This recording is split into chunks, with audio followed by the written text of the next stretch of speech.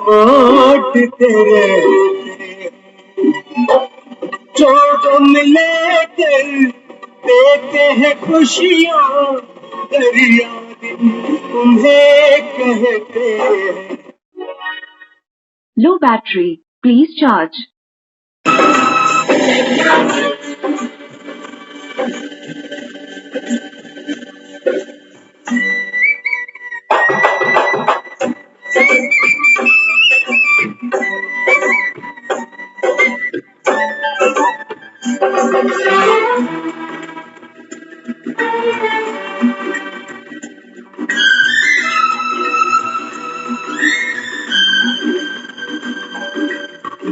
कोई न कोई छुपा हुआ दुख हर सुख के अंदर, सेवादाने ऐसा सुख है जिसमें न दुख का डर है, जिसमें न दुख का डर है। जो गम लेकर देते हैं खुशियाँ, दरिया दिन तुम्हें कहते हैं।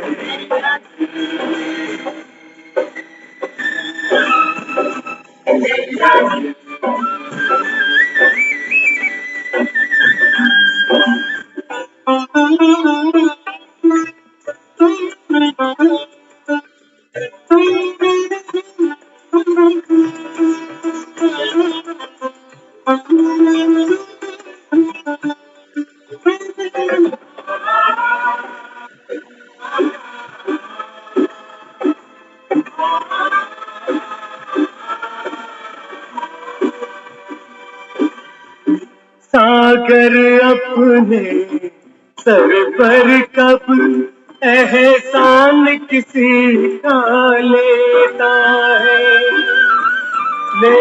है नदियों से पानी तो बदले में बादल देता है, बदले में बादल देता है। जो गम लेकर देते हैं खुशियाँ, दरिया दिन तुम्हें कहते हैं। दरिया दिन, दरिया दिन, दरिया दिन, दरिया दिन।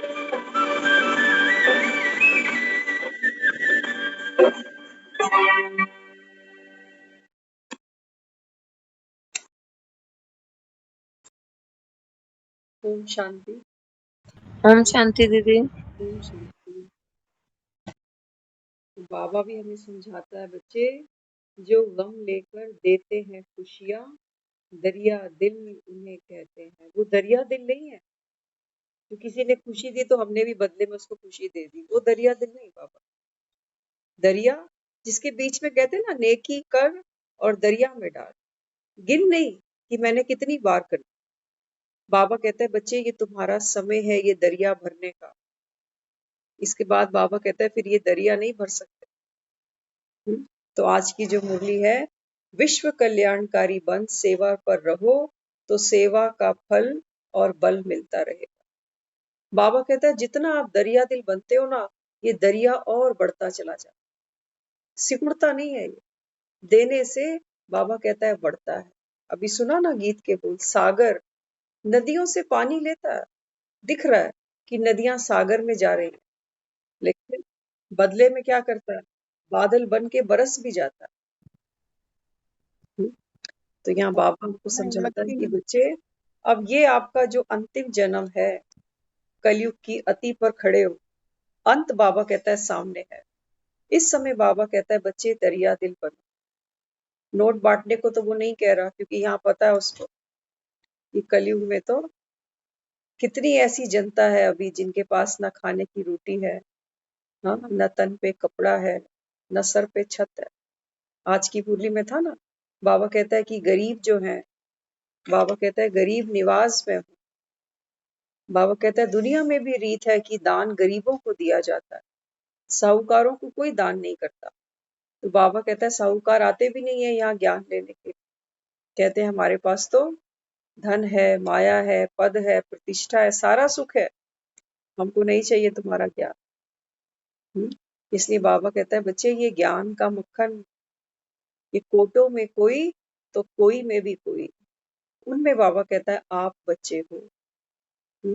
तो आज बाबा हम बच्चों को प्रेरणा देता है विश्व कल्याणकारी बनना है।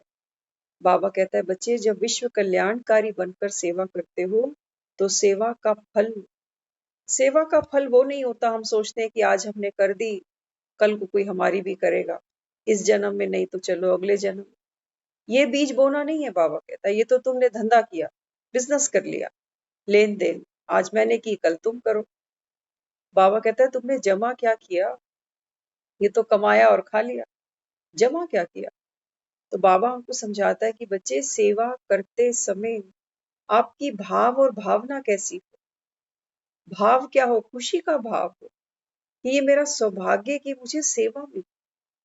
शबरी दुखी थोड़ी हुई राम की सेवा कर, विदुर दुखी हुआ कृष्ण को साग खिलाते हुए, सेवा करते हुए अहो भाव।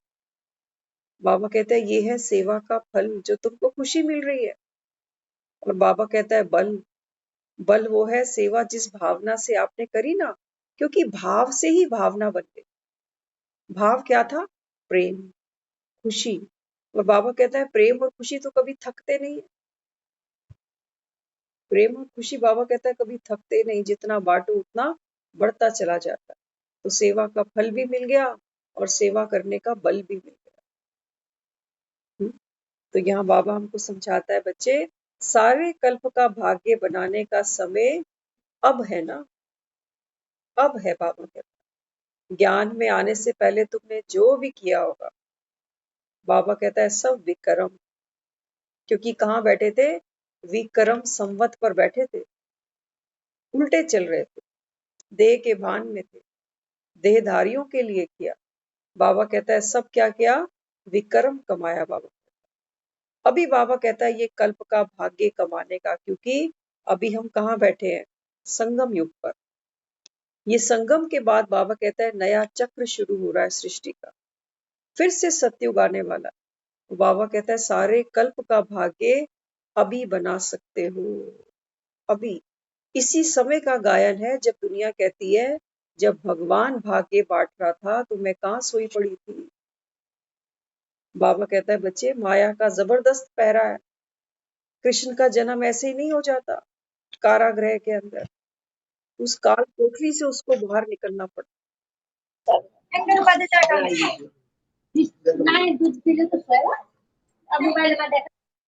तो इस समय बाबा हमको समझाता है कि बच्चे ये काल कोठरी है, माया का बड़ा सख्त पैरा है, ऐसे तुमको सहज जन्म नहीं लेने देगी। और जन्म जब भी होता है ना कलयुग में, तो खास तौर से बाबा कहता है जन्म पीड़ा से होता है। बिना पीड़ा के तुमको जन्म नहीं मिल सकता कि तुम सोचो कि हमें कोई काम धंधा हो ना और 9 बजे आकर मुरली सुन ले।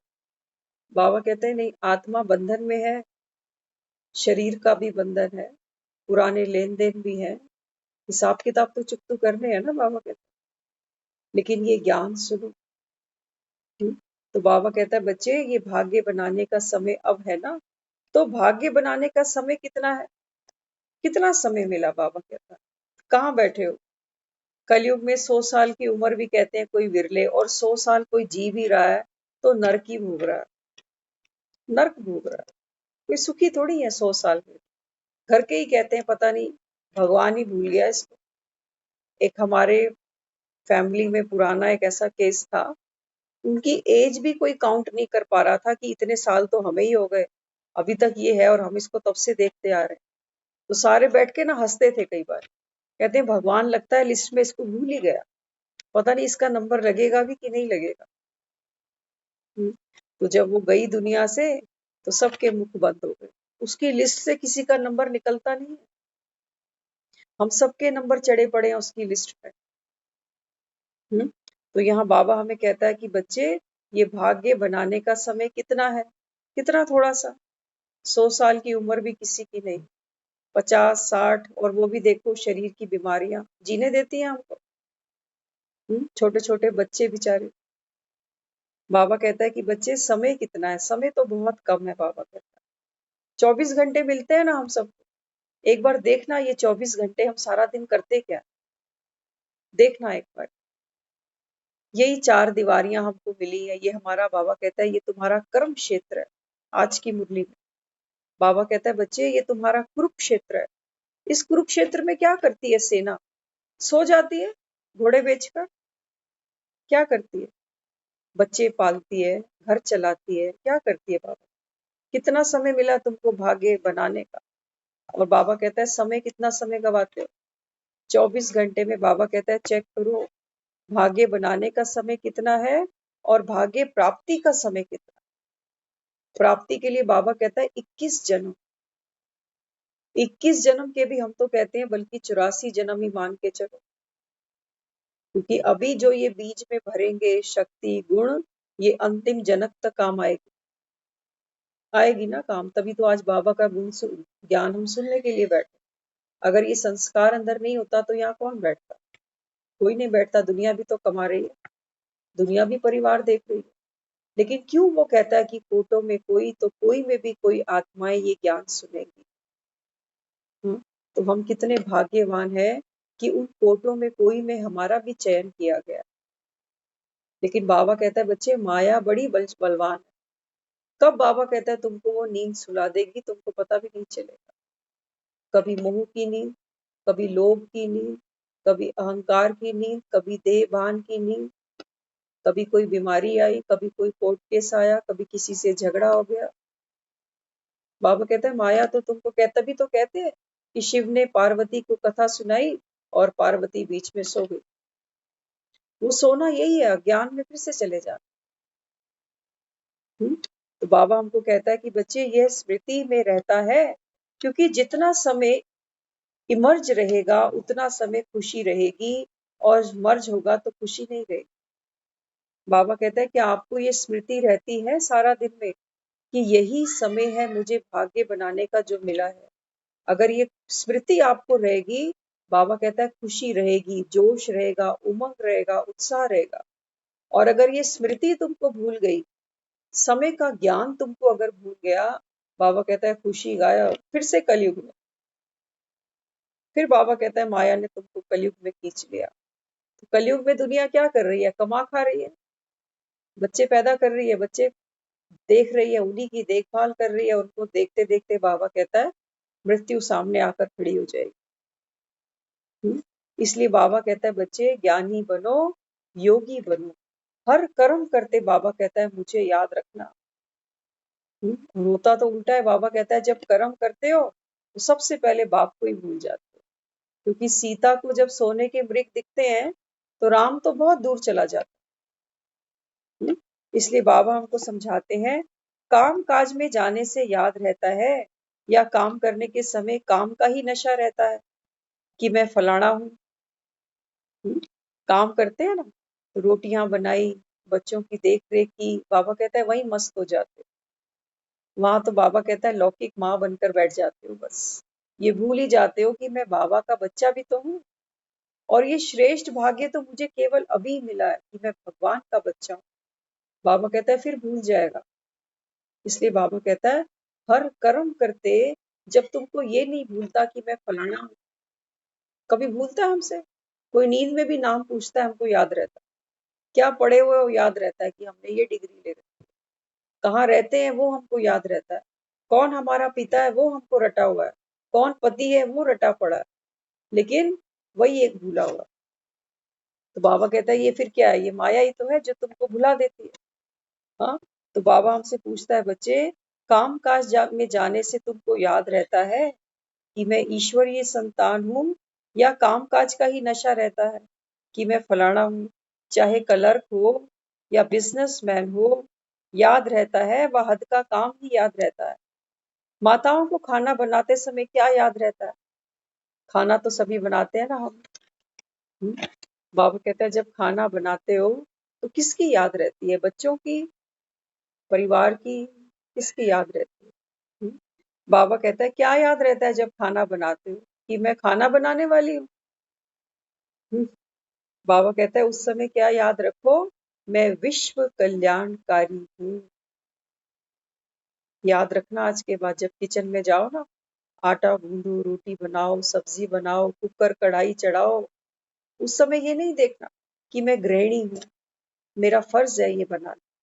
बाबा कहता है नहीं, सोचो मैं विश्व कल्याणकारी आत्मा हूँ। यह याद रहता है या समझती हो कि मैं खाना बनाने वाली हूँ।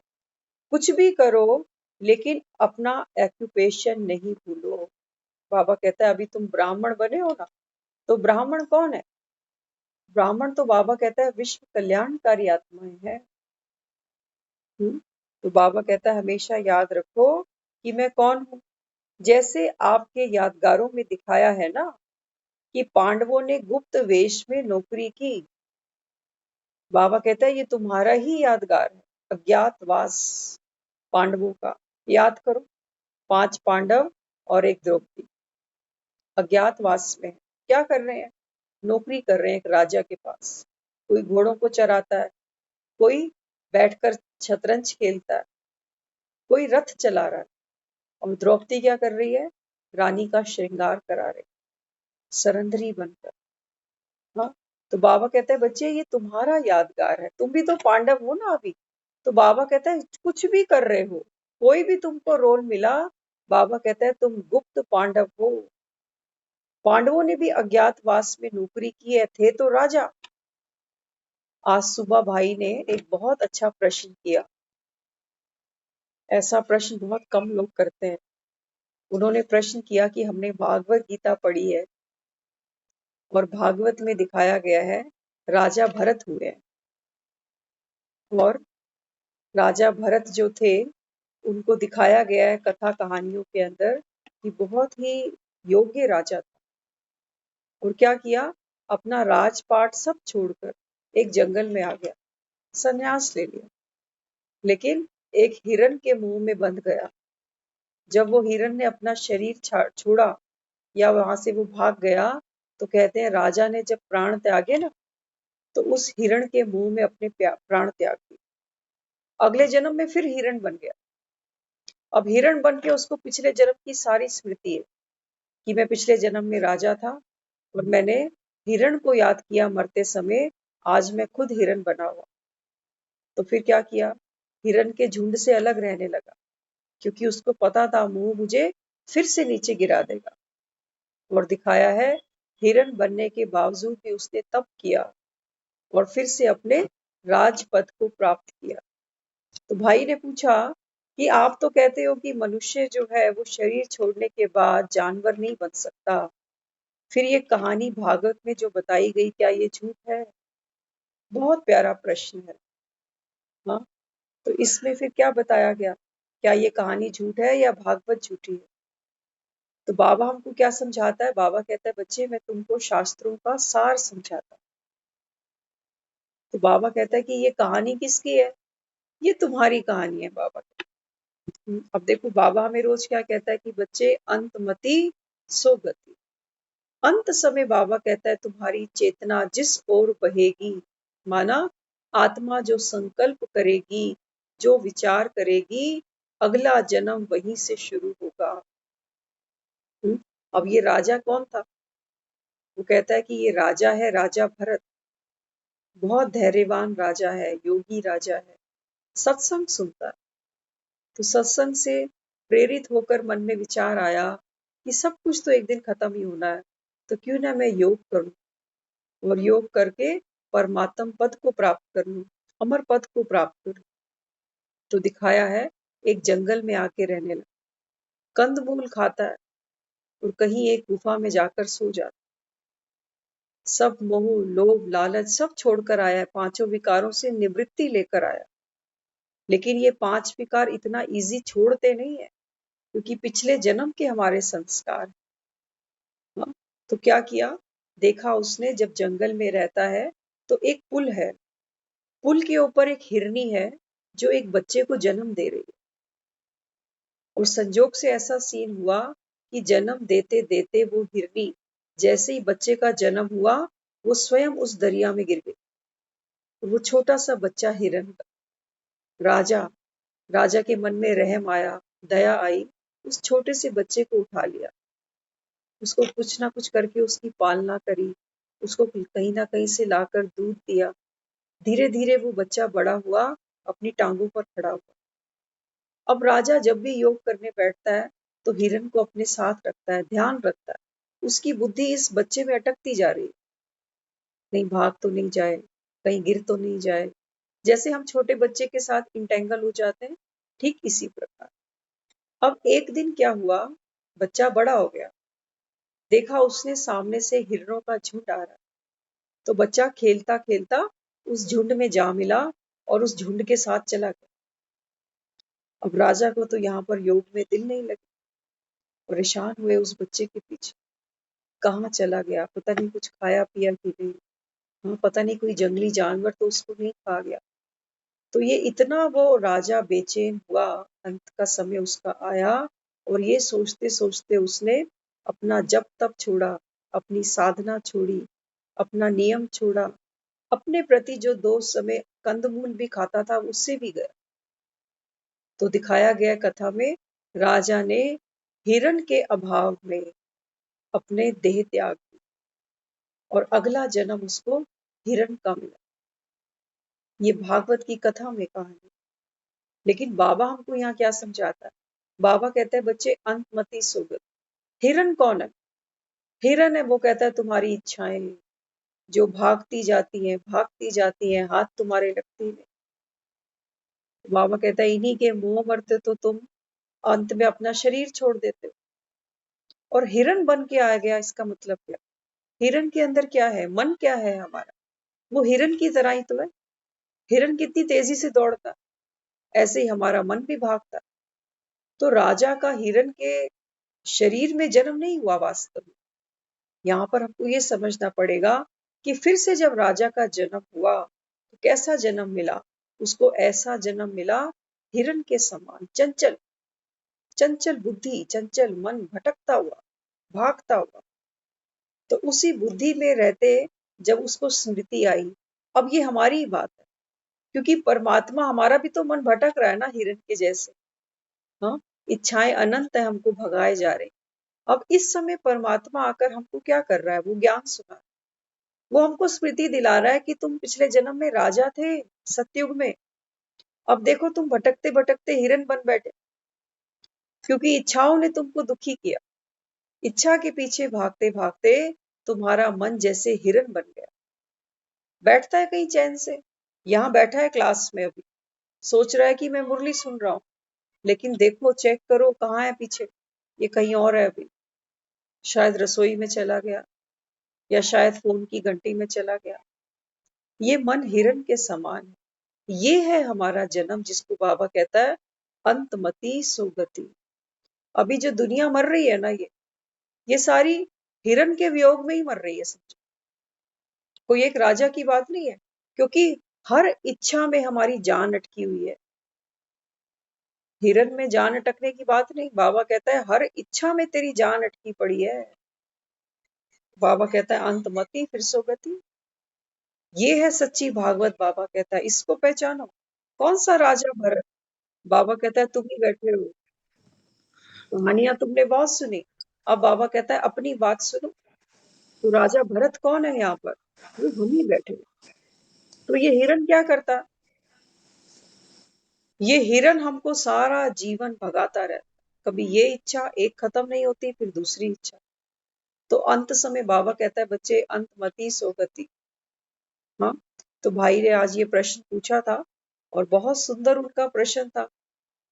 तो इसके बाद फिर बाबा हमको समझाता है कि बच्चे आप भी कौन हो? अभी पांडव हो। तो पांडवों ने क्या किया? गुप्त वेश में अपना रोल निभाया।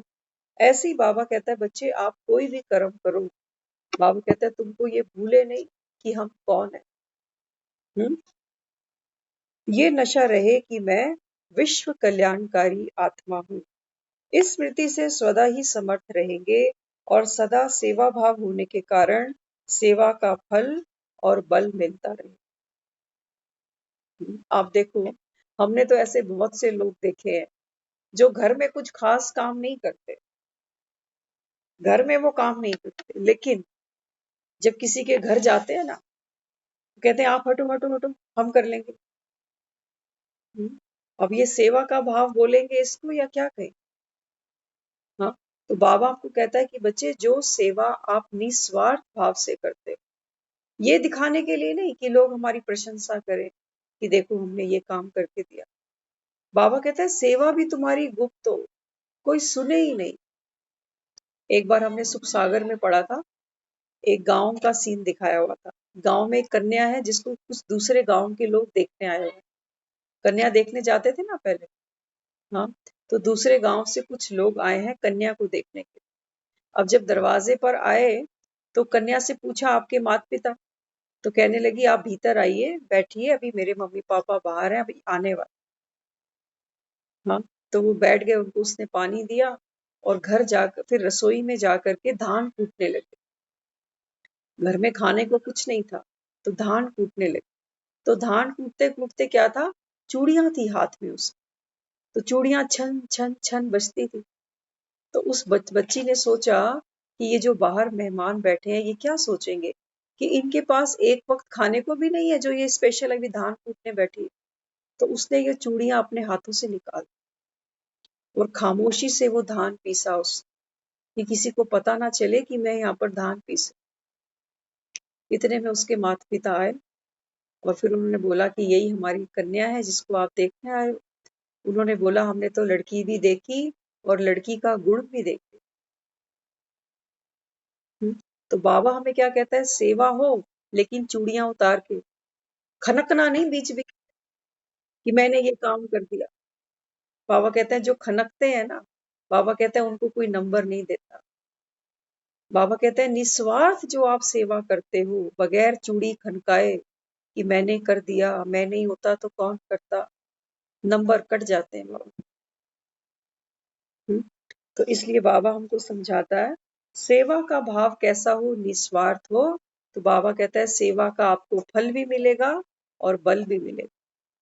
तो सेवा का फल ये नहीं सोचना कि आज हमने किसी के लिए धान कूट दी तो कल को कोई हमारे लिए भी कूटेगा। हमने तो सेवा का मतलब ही यही समझा है कि आज हम करेंगे तो कोई हमारी भी करेगा। बाबा कहता है बच्चे ये सेवा नहीं है, ये बिजनेस हो गया। तुम तो दरिया दिल हो ना। तो बाबा कहता है सेवा का फल माना, सेवा करते बाबा कहता है आपकी भावना अगर खुशी है, बाबा कहता है अंदर उमंग है करने में, बाबा कहता है ये सेवा का फल है। करते हुए तुमको खुशी हो, कोई पॉलिसी थोड़ी खरीद रहे हैं कि आज प्रीमियम भर रहे हैं कल को फिर रिटर्न भी मिल जाएगा। बाबा कहता है ये सेवा नहीं है, ये तो तुमने भार चढ़ाया दूसरे के ऊपर, कर्ज दिया ना किसी को, फिर कहेंगे अगली बार हमको दे देना। ये सेवा नहीं होती बाबा। और सेवा का बल, बाबा कहता है जब खुशी में सेवा करते हो तो कभी थकते नहीं हो, कभी दुखी नहीं होते हो कि मैंने ही ठेका उठाया क्या। ये बाबा कहता है ये सेवा का बल है। और बाबा कहता है सेवा करते जाओगे।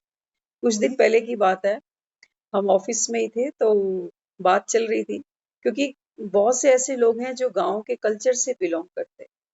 तो वो बताते हैं, कहते हैं कि एक बार उनकी दादी की भी क्या बोल सकते हैं, दादी की भी सास, तो आप रिलेशन देख लेना कौन सा क्या रिलेशन होगा। तो बताते हैं हमने उनको देखा था बचपन में। तो उस समय का जो कल्चर था गांव में, वो कहते थे घर पे ही वो आटा भी पीसती थी, घर पर वो मसाले भी पीसती थी। और परिवार जो हमारा था वो जॉइंट अभी भी है गांव में, तो परिवार भी जॉइंट था, संपन्न फैमिली है। तो कहते हैं चौपाल पर हमारे दादू साहब भी बैठते थे, वो बताते हैं। और जो भी वहां आता था वो सिर्फ इतना कहते थे कि खाना बना लो। तो वो कहते हैं जब वो खाना बनाकर सिर्फ घर वालों को नहीं, आते जातों को भी, और एक सब्जी नहीं कि हम सोचे कि एक सब्जी से काम बन गया, 2-3 सब्जी बनाना, घर के अंदर घी मक्खन दूध निकालना, दही जमाना, सारा काम करना। लेकिन वो एक चीज ये बता रहे थे उस दिन, वो कहते हैं देखो खाना तो हमने अपनी दादी के हाथ से भी खाया, मदर के हाथ से भी खाया, पत्नी के हाथ से भी खाया, लेकिन जो खाना वो खिलाती थी, वो खाना कभी किसी और ने खिलाया नहीं, क्योंकि वो खाना खिलाते समय उनके अंदर कोई दर्द नहीं था कि मैं ही अकेली करूं, मेरी उम्र भी देखो। कहते हैं जब तक वो रही तब तक, कहते हैं उसको फिर बच्चों ने मना किया कि अब आप खाना नहीं बनाओगे। नहीं तो वो हमेशा सोचती थी कि मुझे करने दो, करने दो। तो कहते हैं उनके अंदर एक भावना होती थी कि मैं बनाऊं, और सब उंगलियां चाटते थे कि इनके जैसा खाना तो वो कोई बना नहीं सकता। तो कहते हैं वो पूरा जीवन स्वस्थ भी रही, सबकी दुआएं भी कमाई। तो हमारे मन में एक प्रश्न आया, हमने पूछा, क्योंकि हमारा तो माइंड थोड़ा दूसरा चलता है ना। हमने उनसे पूछा, क्या वो संपन्न परिवार से नहीं आई थी? क्योंकि कई बार हम सोचते हैं गरीब घर की बेटी होगी तो पिस गई होगी, हमारी तो ऐसी सोच है ना। तो उन्होंने बोला, कहते हैं जिस फैमिली से वो आई थी ना, वो हमसे भी संपन्न थे। ये नहीं सोचो कि वो बेचारी गरीब घर की थी तो जैसा माहौल मिला तो वैसे ढल गई, नहीं। कहते उसके अंदर एक उमंग थी। वो जब किसी को थाली पकड़ाती थी ना, उसके चेहरे पे स्माइल होती। रोटी पूछते हुए, खिलाते हुए उनके मन में भावना होती थी, और खाओ, और खाओ।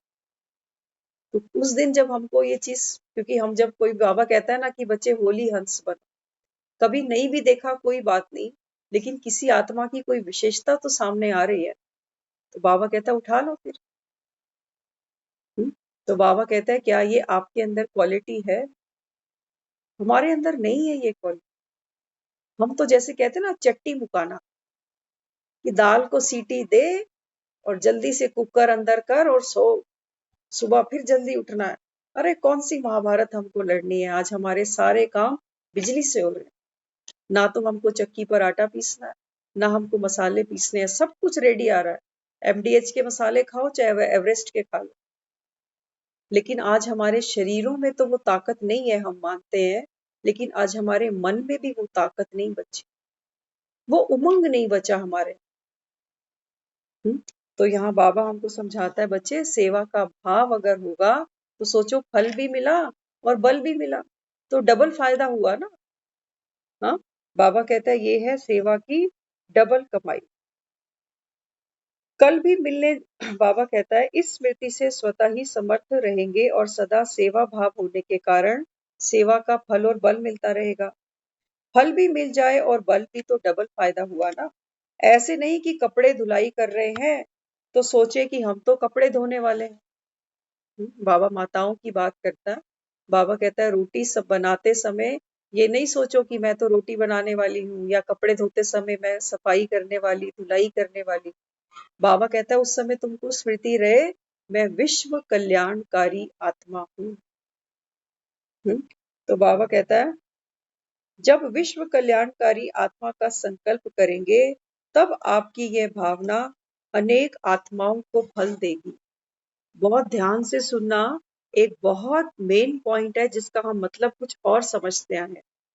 हाँ, बाबा कहता है जब आप ये संकल्प करते हो कि मैं विश्व कल्याणकारी आत्मा हूँ, ये कर्म करते हुए बाबा कहता है जब आपका संकल्प रहता है तो दूसरी आत्माओं को आपकी भावना का फल मिलता है।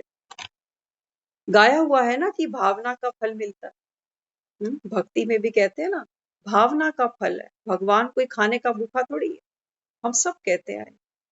हाँ, आज बाबा देखो इसका कितना गहरा मतलब समझा है। बाबा कहता है भावना का फल मिलता है तो आपकी भावना आत्माओं को फल देगी। भावना का फल मिलना माना ये नहीं कि मैंने भगवान को भाव से भोग लगाया तो रिटर्न में वो मुझे फल दे रहा है। हमने ये समझा है कि भगवान भावना का भूखा है, मेरी भावना अगर श्रेष्ठ होगी तो बदले में रिटर्न में फल मुझे मिलने वाला। अभी गीत सुना ना, दरिया दिल। पेड़ कभी अपनी छावा खुद नहीं लेते, फल अपना खुद नहीं खाते। तो बाबा हमको ये कितना प्यारा मतलब समझाता है कि भावना का फल माना, बाबा कहता है बच्चे दूसरों की सेवा करते हुए जब आपका ये संकल्प रहे कि मैं विश्व कल्याणकारी आत्मा हूँ, तो जैसी आपकी भावना होगी, बाबा कहता है ये भावना का फल दूसरी आत्माओं को मिलेगा। तुम दरिया दिल हो, तुम थोड़ी लेने के लिए बैठे हो यहाँ पर, तुम तो देने के लिए आए हो ना। हाँ, तो बाबा कहता है अगर सेवा करते हुए मन में सुख है, शांति है, तो बाबा कहता है जिस आत्मा की सेवा करोगे वो आत्मा ये फल प्राप्त करे। सिर्फ रोटियां नहीं खिलाना, बाबा कहता डबल ताकत देना बाबा कहता है आत्माओं। तो जिस भावना से हम किसी के लिए सेवा करते हैं, बाबा कहता है तुम्हारी भावना का फल दूसरी आत्माओं को मिलेगा, अपनी नहीं सोचो अभी। बाबा कहता है ये तुम्हारा समय है भाग्य बनाने का। तो बाबा कहता है भाग्य बनाने की पॉलिसियां दे रहा हूं तुमको। अभी बाबा कहता है भाग्य को बांटो। बाबा कहता है जितना अपना भाग्य श्रेष्ठ बनाओगे माना, अपने कर्म श्रेष्ठ होंगे, सर्व आत्माओं के प्रति सेवा का भाव होगा, तो बाबा कहता है ये दूसरी आत्माओं को आप फल दोगे। तभी तो देवी देवताओं के मंदिर में हम क्या करते हैं, फल चढ़ाते हैं। सोचो 1 दर्जन केले ही ले गए मंदिर, अब देवी ने तो खाने नहीं वो केले, वो हमको ही मिलेंगे। वो एक एक केला हमारे ही बीच में बढ़ जाएगा। बाबा कहता है बस यही करना है तुमको, तुम खुद केला लेने की नहीं सोचना। तो बाबा कहता है बच्चे तुम्हारा कर्म कैसा होना चाहिए, सेवा करते बाबा कहता है आपकी भाव और भावना श्रेष्ठ हो, तो इसका फल दूसरी आत्माओं को दो। तुम तो दिव्य आत्माएं हो ना, तुम थोड़ी लेने के लिए बैठे हो। तो कभी नहीं सोचना कि भावना का फल मिलेगा माना मुझे मिलेगा, नहीं। बाबा कहता है तुम तो कौन हो, अभी देवता बनने की तैयारी कर रहे हो। तो बाबा कहता है संगम पर सिर्फ देना है। आगे फिर बाबा ने समझाया, तो आत्माओं को फल क्या मिलेगा, शांति और शक्ति मिलेगी। हाँ, हमने सेवा भी की शांत रहते हुए, शक्तिशाली स्थिति में रहते हुए, तो बाबा कहता है दूसरी आत्माओं को क्या मिलेगा, शांति और शक्ति। इसीलिए जब दुनिया में किसी को प्रसाद देते हैं तो प्रसाद 2 हाथों से पकड़ा जाता है। तो सबसे पहले प्रसाद लेकर क्या करते हैं, माथे से लगाते हैं। माथे में क्या है, आत्मा। आत्मा सत्कार कर रही है कि जो दिव्य आत्माओं ने हमको ये केले के रूप में अपनी शक्ति और शांति दी है, मैं आत्मा इसका शुक्रिया करती हूँ और इसको स्वीकार करती हूँ। फिर हम क्या करते हैं, वो एक केला भी होता है ना, घर में जाकर सबको थोड़ा थोड़ा थोड़ा थोड़ा देते हैं। इसलिए बाबा कहता है बच्चे तुम जितना देते हो ये और बढ़ता जाएगा। तो यहाँ बाबा हमको क्या सिखा रहा है, देना सिखा रहा है। क्योंकि वो कहता है बच्चे देने में लेना समाया। अब सोचो कि देने में लेना कैसे समाया। फॉर एग्जाम्पल, एक छोटा सा एग्जाम्पल शेयर कर। सोचो आपके कमरे में एसी लगी हुई है और कोई आपको कहता है कि आप अंदर आओ, बाहर तो बहुत गर्मी है। अब आप कमरे में आ गए। अब आपने क्या किया हुआ है, आपने गर्म कपड़े पहने। आप एसी में बैठ भी जाओगे ना, आप कहोगे मुझे कूलिंग नहीं मिल रही, एसी तो तुम्हारा चल रहा है लेकिन मुझे महसूस नहीं हो रहा। तो गलती किसकी, हमारी। हमने क्या किया है, गर्म कपड़े पहने। तो बाबा हमको समझाता है कि बच्चे एसी तो दे रहा है, लेकिन उसके देने से भी तू ले नहीं पा रहा ना। एसी तो दे रहा है, कूलिंग सभी को दे रहा है, लेकिन हम नहीं ले पा रहे। क्यों? क्योंकि इस समय जब हम किसी को कहते हैं मेरा ही मूड खराब है, तो किसी का मूड अगर खराब है तो कोई दूसरा उसको क्या कर सकता है, वो आके 2 अच्छी बात करेगा, हंसाने की कोशिश करेगा। लेकिन यहाँ से जब तक हम अपनी सोच को चेंज नहीं करेंगे, तब तक हमारा मूड नहीं बदल सकता। होगा क्या, जब हमारा मन खुश होगा तब हम किसी और के साथ अच्छी बात करेंगे ना। तो ये है देने में लेना। क्योंकि किसी को खुशी देने के लिए पहले मुझे खुश होना पड़ेगा, किसी को हंसाने के लिए पहले मुझे हंसना पड़ेगा। इसलिए बाबा हमें कहता है कि देने में ही लेना समाया। बाबा कहता है तुम अब लेने वाली लाइन में नहीं लगो, वो लाइन भक्तों के लिए छोड़ दो। सारे ही भक्ति करेंगे तो फिर फल कौन किसको देगा। इसलिए बाबा कहता है बच्चे तुम अभी कौन बने, बाबा कहता है संगम पर आप कौन बने हो, विश्व कल्याणकारी आत्माएं, विश्व मित्र बने हो तुम। तो यहाँ बाबा हमको कहता है ये तो नहीं सोचते हो ना कि मेरा परिवार बहुत बड़ा है, निभाना ही पड़ता है, बेहद में रहने से हद के भान से सहज निकलते जाए। बाबा कहता है अब ये नहीं देखो कि 4 लोगों का परिवार है कि 10 लोगों का परिवार। बाबा कहता है अब ये देखो कि सारा विश्व मेरा परिवार। तो बाबा कहता है जब सबकी सोचोगे ना, तो 2-4 की बाबा कहता है फिर इनकी टेंशन नहीं करो। तो क्या किया, अपनी भावना को हमने ऊंचा बना। इसलिए बाबा कहता है हद को छोड़ने के लिए बेहद की स्टेज पर बाबा कहता है तुमको बैठना है। हद के भान से फिर सहज निकलते जाएंगे, थोड़ा थोड़ा गृहस्थी, थोड़ा थोड़ा ट्रस्टी नहीं। बाबा कहता है ऐसे कभी नहीं चलना कि थोड़ी सी बाबा की श्रीमत सुनी, कभी कभी घर में ट्रस्टी बन गए, जहां दिखा फायदा ही है वहां ट्रस्टी बन गए। और फिर बाबा हमें कहता है कि बच्चे ऐसा नहीं कि बीच बीच में गृहस्थी बनो, माना गृहस्थी का बोझ उठा के चलने लगो और फिर बीच बीच में ट्रस्टी भी बन जाओ। तो बाबा कहता है अगर गृहस्थी का बोझ होगा तो कभी उड़ती कला का अनुभव नहीं कर सको। बाबा कहता है अगर गृहस्थी का बोझ रहा, गृहस्थी का बोझ कहाँ है? हमारे मन पर है। हाँ, तो बाबा कहता है बच्चे फिर उड़ती कला माना उस फ्रीडम को फील नहीं कर सकते। तो बाबा कहता है फिर क्या करते हो? निमित्त भाव बोझ को खत्म कर देता। जब बाबा कहता है अपने को केवल निमित्त समझते हो, तो ये निमित्त बनने का भाव बाबा कहता है ये बोझ को खत्म कर देता।